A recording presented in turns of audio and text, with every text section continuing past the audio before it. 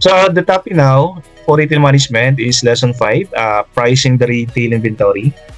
Firstly, i-background ko muna yung ibig sabihin ng inventory ninyo. Maraming klaseng inventory eh. Ang inventory, pwedeng ito yung mga raw materials na ginagamit sa manufacturing. Pero since nasa retail management tayo, inventories are those goods or products that are intended for sale. Ito mga binibenta natin. So, we call this stock. Ang stock or inventory, depende kung ano yung nature ng products na iyong kinabibilangan. Pag ikaw ay into hardware, so inventory mo, yung mga spare parts na binibenta sa loob. Oh, thank you for showing up, Angela. No? Yan, kasama tayo. Pag ikaw nagbibenta ng banana Q, yung banana Q inventory mo. Pag nagbibenta ka ng mga motorsiklo or sasakyan, yung mga motor at cars, yun ang yung mga inventory. Pag nasa drugstore ka, yung mga gamot sa loob, yun ang yung inventory. So most of them are into retail. Yung tindahan sa sari-sari store, you can imagine, yung mga inventory sa loob ay madami. Sa retail sa retail yan. Mga intended for sale, inventory. Inventory are asset of the company. Mga ari-arian yan. Okay, so ang lesson number 5 natin, how are you going to get the cost? And ultimately, the price of the inventory. O di ba tayo, ang presyo natin sa retail, pag retail, ang ating business, ay nakadepende kung magkano pagkakabili natin doon sa product, sa divisoria, or sa isang wholesaler, or sa isang factory. So basically, pag 5 pesos yung pagkakabili mo doon, pinapataw mo lang siya ng 5 pesos para maging 10 pesos ang iyong selling price or ang iyong pricing. So madaling mahanap or madaling ma-determine ang pricing kung alam mo yung cost. So therefore, pag hindi mo alam yung cost, mahirapan din mag-pricing. Baka malugi ka, di ba? Baka hindi mo na-cover yung magkano pagkakabili mo. So, important yung costing sa isang retail business para malaman mo yung totoo na SRP or suggested retail price. Yun ang ating background ng ating lesson today, and these are the topics to be covered. I know you are familiar with this type of retail inventory. I assume that some of you have heard yung FIFO, LIFO, tapos the weighted average cost of costing yung mga inventory sa retail, mga paninda. So tatlo lang siya. Actually, may minsan you can see like five types of costing ng inventory, pero ito yung mga common na pwedeng gamitin ninyo. Okay? So first in, first out. Ang FIFO, LIFO, hindi rin sa inventory ginagamit. Pwede siyang gamitin sa operation eh. Example, yung nung nasa Wendy's ako dati nung college, I was working with Wendy's nung sa college ako. So first in, first out din. Ibig sabihin, pag nagluto ka ng burger, yun ng alas 8 ng umaga, yun dapat ang unang ibibenta. So sa mga resto, ginagamit ito ng first in, first out. And the objectives to be covered are the following. Learning outcomes natin. So we'll take responsible for this one, define inventory costing and importance. Explain the role of inventory, valuation, and differentiate the 3 types of common inventory methods. Ayan. The first method is FIFO. FIFO guys yung FIFO yung madalas gamitin. Itong pinapagamit sa atin ng mga accounting. Example ng BIR, FIFO ang pinapagamit sa accounting. Kasi di ba ang costing is part of accounting. Pero dapat yung malaman kung magkano yung presyo ng product na yung bibenta. Okay. So, simplihan lang natin, pag nagbenta ka daw, yung pinakauna, the oldest inventory sa stock room, yun ang una mong ilalabas. Maraming reason kasi, siyempre, unang pumasok, baka masira pag natagalan kasi mayroon sila mga expiry dates. So, inuuna natin yung oldest inventory. So, matitira, ito yung mga kabibili lang. So, okay lang na matira mga kabibili lang kasi bago pa lang sila. Yan ang idea kung bakit FIFO method pinapagamit sa atin. First first out. Kasi, di ba, pag bumibili ka sa retailer ka, so bumibili ka sa suppliers mo or wholesaler, no? Yung presyo ng mga products na binibili mo doon, hindi man sila pare-pareho eh. Di ba, minsan tumataas, bumababa yung presyo ng mga suppliers mo. So, hindi pwedeng pare-pareho yung costing. Kasi nagbabago. Pag ang costing ay iba-iba, therefore, ang selling price mo dapat iba-iba din. Example, puhunan 8 pesos. Ang selling price mo 10 pesos. Right? So pag naging 7 pesos ang puhunan mo, binababaan mo yung presyo mo. Yan ang idea bakit kailangan natin i-determine yung iba-iba pagpalit ng cost or purchase cost ng mga products natin, binibili natin sa mga suppliers natin. Kaya meron tayong method na na first in, first out. So ito ay characteristic ng isang FIFO method. Yung oldest cost, pag sabing oldest cost, ito yung pinakaunang puhunan na ginamit mo. Ito rin yung una mong ilalabas. Ito rin yung una mong gagamiting products. So yung oldest cost daw, yun ang una mong ilalabas. Kaya nga ito yung cost of goods sold eh. No? Pag sabing cost of goods sold, ito yung puhunan or gastos natin dun sa mga products na ating binibenta. Cost of goods sold tawag natin dyan. Puhunan sa mga products na binenta natin. So sabi ng number 1, yung oldest cost or yung pinaka nauna na cost, yun ang ating gagamitin dun sa mga products na ating ibebenta or cost of goods sold. So the cost of the oldest inventory items is assigned the cost of goods sold or mga product na ating ibebenta pag may bumili. Yan ang una nating products na ilalabas. Okay? Then sa number 2, therefore, yung newest cost or pinakabagong puhunan, pinakabagong gastos natin, yun ang i-assign natin sa ating ending inventory. May dalawang klase ng inventory, di ba, sa ating negosyo. Inventory yung binenta mo, that is the cost of goods sold. Tapos yung inventory natira, that is the ending inventory. Yung natira sa stock mo. So pag FIFO ang ating ginamit, yung natitirang inventory, yan yung pinakabagong cost, pinakabagong puhunan. Yung kabibili lang kahapon. Okay? Kung magkano yung kanyang presyo, yun ang naka-assign sa inventory. So pag tinanong ka, magkano value ng inyong inventory sa stock room? Masasagot mo. Kasi yung presyo ng products na kabibili mo lang. Yun ang natira eh. So alam mo na yung magkano yung kanyang presyo.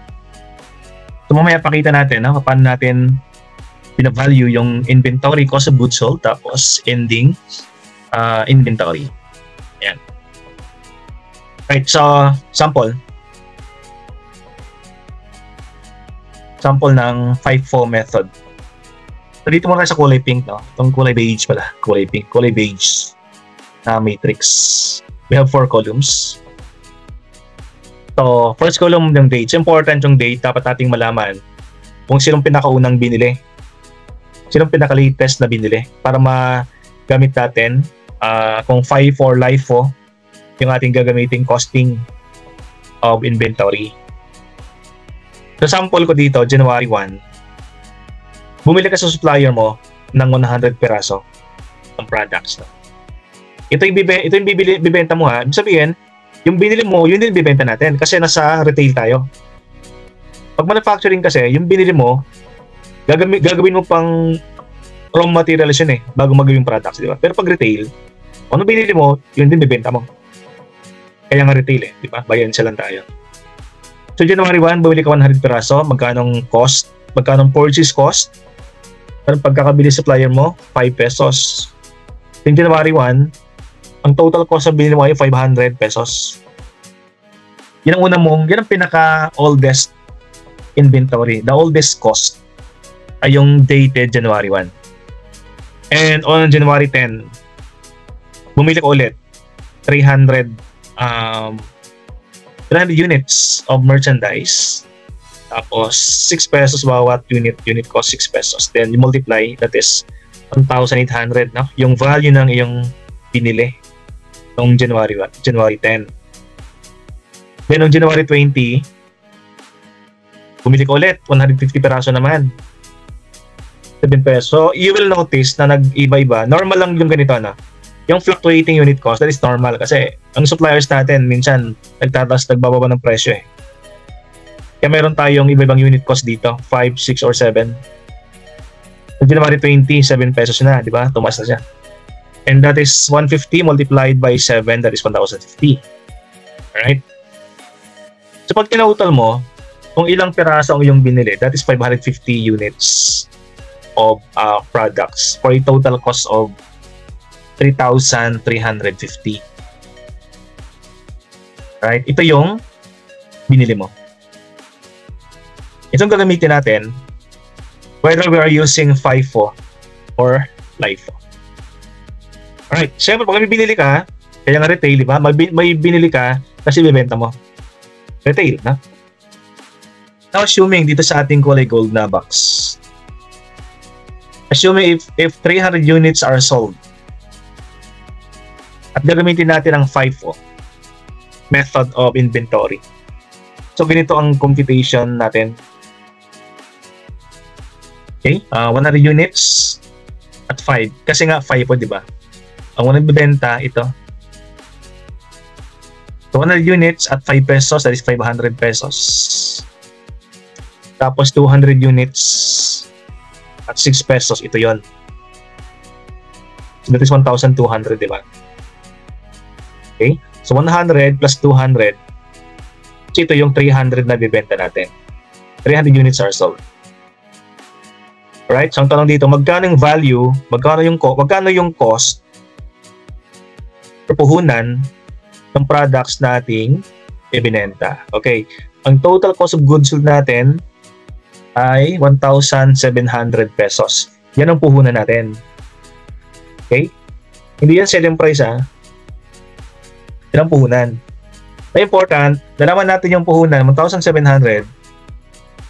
Malalaman na rin natin kung magkano dapat ang iyong selling price. Basically, ang SRP mo dapat mas mataas sa 1,700 pesos. Para tumubo ka. Di ba? O sabi mo, dapat tumubo ka ng 500 pesos. Ang selling price mo ay 2,200. Pinatungan ng 500 yung 1,700. So, ang significance siya, pag hindi mo alam yung cost, hindi mo alam kung magkano ang selling price. Kasi hindi mo alam kung saan ka magpapatong ng markup. Yung pala, sa 1,700 ka magpapatong ng markup. Para ma-determine yung selling price na 2,200 pesos. Okay? Yan ang nilabas mo. Usog bunsol tawag natin dyan. Na magkano ang value ng inventory na natira sa yung stock room? Okay? So, matitira sa stock room mo, yung pinakabagong binili mo sa supplier mo, yun ang matitira sa iyong stock room. We call that the ending inventory. Or the remaining inventory. Now, kung gusto mong malaman, bilangin natin, di ba? Magkano bang binili? Magkano binili natin sa supplier? 550. Binenta natin 300, di ba? So, matitira 250. So, ito yon. 100 plus 150. That is 250. Magkano ang value ng 250? So, using FIFO, ganito natin siya i-determine. No? Yung value ng inventory na titira sa stock room, 100 units multiplied by 6, that is 600. O, saan nagaling 100 units? Di ba nandito yon? Di ba yung 300 kanina? Yung 200, binenta na natin, di ba? At 6 pesos, ha? So, natitira sa 300 minus 200, ang matitira ay 100 units. At 6, that is 600. Right? Plus yung 150. Na binili January 20, hindi pa nagagamit yan eh. So, natira pa yun sa inventory natin. 150 multiplied by 7. So, that is 1,050. So, pag inano mo yung dalawa, 600 plus 150, 1,050. Yung value na titira sa inventory or the ending inventory is worth 1,650. So, na-determine mo, di ba? Hindi mo lang nalaman kung ilang natira. Na-determine pa natin kung magkano yung value ng inventory, which is 1,650 using FIFO. So, pag meron kang FIFO, meron tayong LIFO. So, LIFO is last in, first out. So may itong inventory costing approach for the latest inventory. Pag LIFO guys na, yung from the definition itself, yung last na pumasok, yung last na dumating, yung last na binili natin, yun ang ating unang ibebenta. The last in first out. Pero hindi to pinapagamit sa atin ha. Dinidiscuss na natin kung ano yung LIFO. FIFO ang dapat nating gamitin. So pag LIFO, the latest inventory, yung pinaka-last inventory, binili or kinuha natin, yun ang unang ibebenta to be sold first.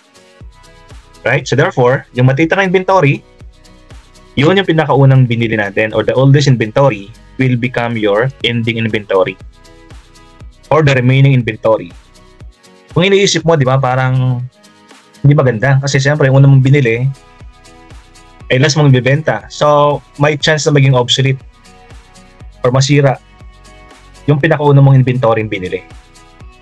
Kaya hindi na pinapagamit sa atin ang LIFO method of inventory costing. But for the sake of discussion, dapat natin malaman yung difference na ng dalawa. And these are the features of LIFO. So, yung oldest cost daw, yung pinaka luma na inventory, yun ang pupunta sa inventory binenta. So, the cost of the latest inventory is assigned to the cost of goods sold. Yung latest inventory, it will assign to the cost of goods sold. Or yung pinaka-last na ating ginastos, yun ang cost ng ating inventory ilalabas. Kasi nga, LIFO. So therefore, the cost of the oldest inventory, yung pinakalumang inventory, yun ang magiging cost ng ating ending inventory. So yung una nating binili, no? Yun ang patitira sa ating inventory. That is one feature of LIFO. So parang binaliktad lang natin yung FIFO and LIFO. So sampulan natin. Okay, so ganoon din, ito yung ating binili, yung nasa malaking box. Maybe January 1, 10, 20, and 25. January 1, bumili tayo 100 at 5 pesos, so 500 din yan, di ba? And January 10, 200 peraso, 6 pesos ang isa, so 1.8. January 20, 150. Bumili tayo 7, so 1,050. Then January 25, 250 at 6.75. Ang total goods na ating binili ay 700 units. 100, 200, 150, 250, so 700. Yung total inventory niyan is inventory cost is 5,750. At inad lang natin ito. Alright, yun ang pinili natin. Pag magbibenta ka, gagamitin natin yung cost na binili natin. So, assuming 410 units are to be sold, how are you going to determine yung cost or puhunan ng 410 pesos using LIFO? So, pag LIFO, mag-umpis tayo sa huli na binili natin, last in first out. So 410, di ba? So unang gagamitin natin yung 250. So 250 at 6.75. So lagyan natin dito. 250 at 6.75. So that is 1,687.50. Right? Okay, nagalawa. Then the next one to be used, itong 150. Patasin ha? 150 at 7 pesos. So 150 at 7 pesos, that is 1,050. Okay, so kompleto na ba? Meron pa, no? So may butal pang 10 kasi itong dalawa, that is 400 na yun, pero mayroon pang butal na 10 kasi 410 yung gagamitin. Yung 10 units, dito natin kukunin sa 6. So 10 units at 6 pesos, that is 60 pesos. Okay, so pag inad mo to, 250 plus 1 is equal to 10, so 410 na yan, di ba? Ang total is 2,797.50. pag inad mo yan. Okay, so yung puhunan mo dun sa 410 is 2,797.50. Kita natin yun, no? Pag gusto natin malaman yung puhunan, hindi lang sa isang number natin, sorry, binamultiply kasi iba-iba yung cost na binili natin yung product na yan. So, that is, we use several types of costing or unit cost.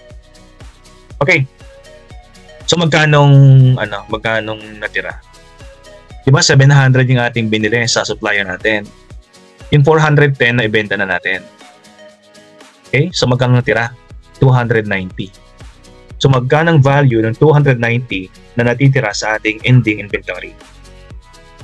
Okay? So yun natin kunin.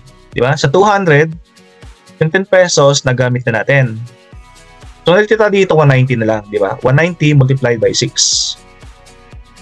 So 190 multiplied by 1,140. Right? Di man natira pa, di ba? Yung nasa taas, natira yan eh. O, pansin nyo, no? Yung pinaka-unang binili, yun ang natira sa inventory natin. So, ganito nangyayari. So, 100 units multiplied by 5. So, that is 500. Then you add 1,140 plus 500. So, 1,640.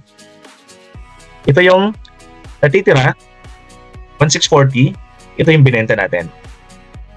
O take note ha, hindi ito selling price ha, ito yung puhunan natin. Ang puhunan mo ito 2,797, so alam mo na yung magkano ang ibibenta yung mga products na yan. Papatungan mo lang to eh. Yung cost mo, di ba, papatungan mo lang siya para malaman kung magkano pagkakabenta ng isang product. So ganun ka-importance yung yung costing sa retail inventory. Okay, so that is FIFO, LIFO. And the next one is the weighted average. So pangatlo lang, no? Tatlo lang gagamitin nating costing of inventory. Ito yung weighted average method of inventory costing. Okay. Average method, guys. Okay? As if equal ang ating costing. Ibig sabihin, sa lahat ng inventory yung bibenta natin or matitira, ang pricing natin ay pare-pareho. Average. Hindi tulad sa FIFO, di ba? Yung matitira, yung pinakamataas ang presyo, yung binibenta, minsan yung pinakauna. So dito, yung price sa average method ay pare-pareho. Yung matitira, tapos yung magbibenta. So same cost to all units ang ating ginagamit pag weighted average method. Right? So some advantages of the average method of costing. Pag ito ginamit natin, yung impact ng fluctuation, pag sinabi ko sa fluctuation, pag bago-bago ng price, hindi ka affected dito. Kasi average method yung ating ginagamit. Kasi pag FIFO, pag last in first out ang ginagamit mo, at yung price ay pabago-bago itong mataas. Pansin mo, di ba, yung costing mo babago din. Pero pag average method, tumaas or bumaba ang presyo ng mga suppliers mo, same pa rin kasi average method ang iyong ginagamit. Right? Pag weighted average, this one is very simple to apply. Dito kasi medyo nahirapan tayo, medyo malilito ka dito sa computation natin. Pag getting the cost, di ba? Medyo nakakalito siya. Okay? Pero pag average method, hindi siya nakakalito kasi simplified yung ating costing. I-divide mo lang siya, din equal. Equal sa lahat. Equal costing ating gagamitin. Hence dito, under IFRS, hindi allowed.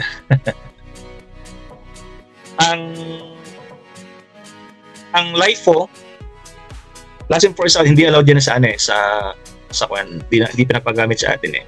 Ng IFRS. Pag sa IFRS, International Financial Reporting Standard, pag nagre-report ka sa BIR, hindi mo raw pwedeng gamitin. Hindi pwede mo masyadong gamitin ang LIFO tapos weighted average. FIFO ang pinapagamit sa atin, no? Ang BIR or International Financial Reporting Standard and GAAP. Generally Accepted Accounting Principles. Na po sinabi natin GAAP. Yun ang mga advantages ng weighted average method.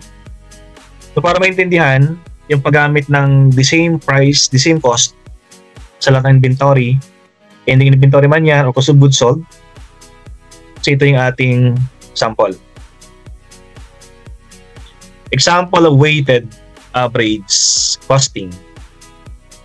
So, assuming yung company is, ganoon din, no? Iba-iba yung kanilang purchase date, iba-iba yung kanyang units purchased and unit cost, iba-iba din. January 1, 10 pesos. 10 units, 10 pesos each, so 100. January 5, 15 at 12, so that is 180. January 10, 20 by 15, so that is 300. So, ang total na binili nung January ay 45 units. Ang cost niyan is 580. Total cost na total cost. Now, i-determine na natin yung weighted average cost per unit na gagamitin natin sa cost of goods sold and ending inventory. So since ito ay weighted average, so simply means you will just divide the 580 total cost divided by the 45 purchase units, and that is 12.89. Right? So ang weighted cost per unit is 12.89. Now, saan siya gagamitin? Yung 12.89 na yan. Pag bumibenta ka, yun ang gagamitin mo. Kung may matitira, yan din ang gagamitin mo. 12.89. Right? So, step number 2. Step 1 to, no? Calculate the weighted average cost. So, let's go to step number 2. Tandaan nyo ha, 12.89. Step number 2. We will now calculate the cost of goods sold, the COGS. Assuming the company sells 25 units. Nagbenta ng 25. Di ba? Bumili ka ng 45. Binenta mo yung 45. Binenta mo yung 25. So, magkano ang value ng 25 na binenta? Yun ang ibig sabihin ng 25 units are sold. So, magkano yung kanyang cost or cost of goods sold? So, COGS. Multiply mo lang sa 12.89. And that is 322.25. So, therefore, yung value ng goods na binenta mo, yung 25 piraso, ang kanyang value ay 322.25. Unan ha. So, alam mo na magiging presyo ng products mo kasi papatungan mo lang yan. Ang gusto mong profit. Yung step number 3, important, dapat mong malaman kung magkano yung natira. Magkano yung value ng tirang inventory. Right? Ito sa goods sold to. Palitan ko ta. That is step number 3. Bali yan. Calculate the value of calculate the cost of ending inventory.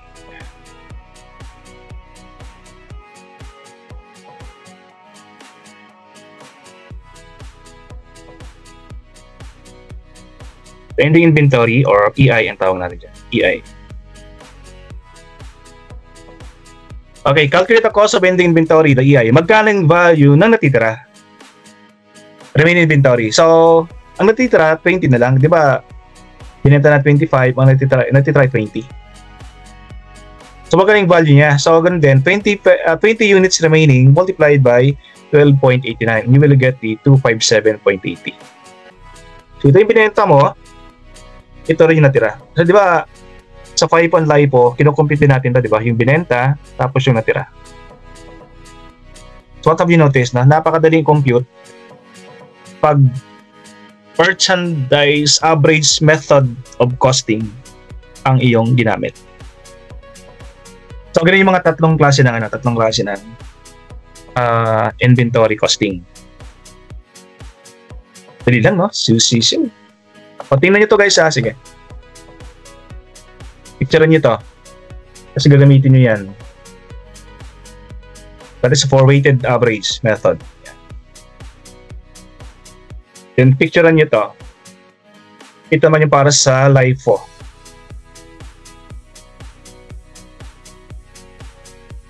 Right? Then, ito yung para sa FIFO.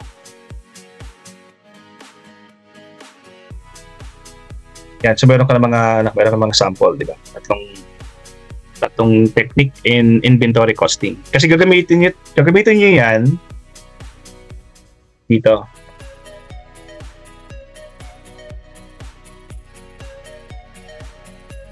Ito yung activity ngayon.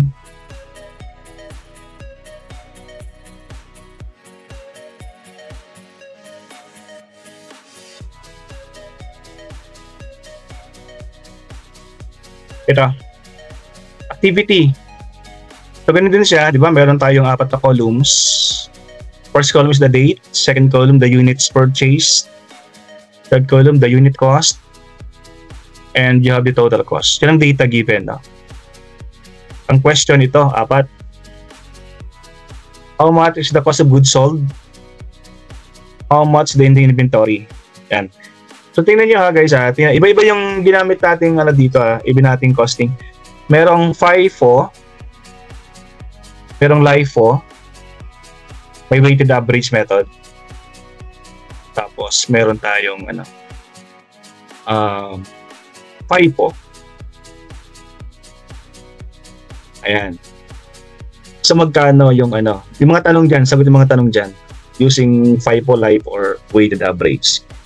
So picturean niyo rin yan para meron kayong kahit ma-exit natin to, meron kayong idea.